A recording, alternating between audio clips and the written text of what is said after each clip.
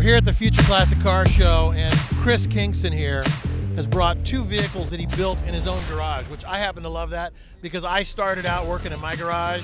That led me to working for Motor Trend and then Car and Driver, and then now, you know, Barrett Jackson and ClassicCars.com, and here we are. And if it wasn't for stuff that we love to do in our own garages, this car show wouldn't be nearly. It's like I walked up to your cars and I went, look at that. Now, what is unique about these is this is a Volkswagen Jetta truck that Chris made, and the other one's an Audi A4 truck, and it's still quattro, all-wheel drive. Maybe you could talk about what the process and what you did.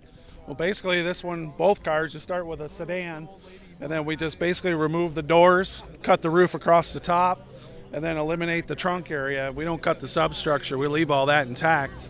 And from that point, it's just a matter of assembling the pieces to put it together. So as far as structurally, you know, the underpinnings are all still stock, other than you've got air suspension. Correct. Everything is still there the way the factory built it. The B pillar is still there. It's just hidden behind here.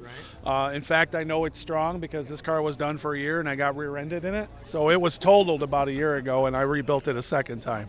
So you basically, from what your buddy that was helping you, he said you guys just got a bunch of new blades, started cutting, and it only took a few hours to cut the car apart? Correct. We use a metal circular saw, and we had the whole car, all the parts removed in about 3 hours.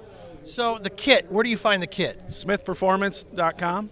SMYTH. Correct, yes. They make the kits for the Jetta, the Audi, Dodge Charger, Subaru, WRX. They make all the parts for those. So how do you like driving this around? I mean, does it drive good still? It drives like a GTI. That's the best part. It's a mini truck, but it handles like And it's lighter now, right? Yeah, this one only weighs 2,800 pounds.